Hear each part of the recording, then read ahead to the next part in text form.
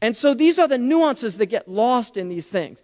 Unfortunately, we had a presidential candidate say we should never apologize for American values, supporting the film.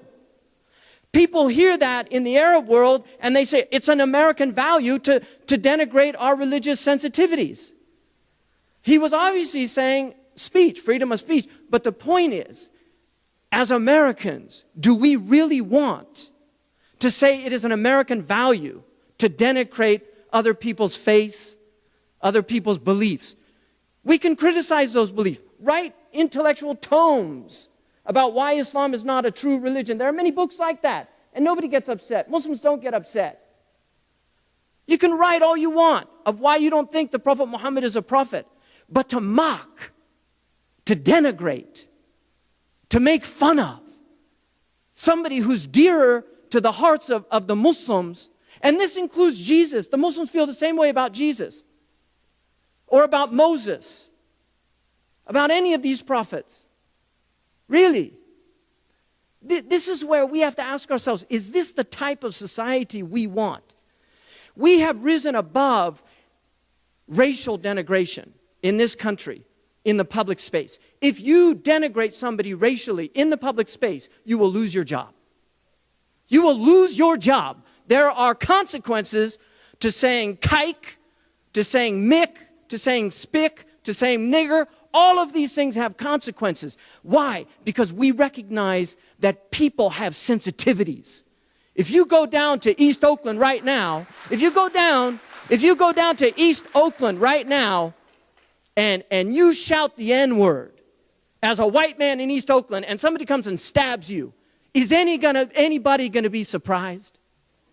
Seriously, is anybody gonna be shocked? No.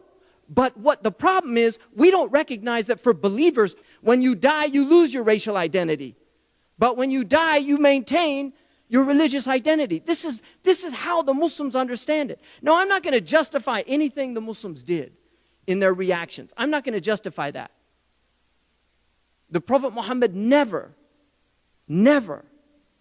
ever attacked any ambassador. In fact, when a false prophet sent his ambassadors, he actually honored them and sent them back. He never denigrated ambassadors. In the ancient world, it was a declaration of war to kill an ambassador. This is a wretched thing that happened. But a small minority of people, and let me remind you that there were Libyans who died defending that embassy, trying to keep the Americans safe. And they are recorded. There are recordings of them saying, protect them. Make sure they're inside. And they lost their lives. And they would see that as a martyrdom in their faith. Just like Amir Abdul Qadir al-Jazairi defended the Christians and the French legation in Syria against the riots in which they were attacking Christians. He went out and defended them. The French sang his praises. Even though they had conquered his country and driven him out of his own country, he defended them in Damascus. He was honored in this country. Kadar, Ohio is named after, Iowa is named after him because he was honored as a noble human being. This is our prophet. This is how we see our prophet.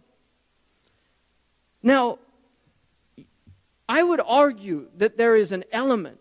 I called this years ago, I gave a talk at the Globe Theater about Othello. It was after 9/11. And I argued that Othello, Santiago Matamoros was the patron saint that drove out the Moors from Spain. And so Shakespeare called this character Iago, right? The Spanish advisor to Otel, the Moor. And there's an argument that Iago was actually represented a certain voice inside England that wanted to prevent an alliance with Queen Elizabeth and the Moroccans against the Spanish, because Mansur al-Dhahabi had argued for that alliance. We have Iagos working on both sides, whispering, trying to get us to kill each other, to strangle the Desdemona of hope. I mean, this is what's going on, and we have to be very careful about that.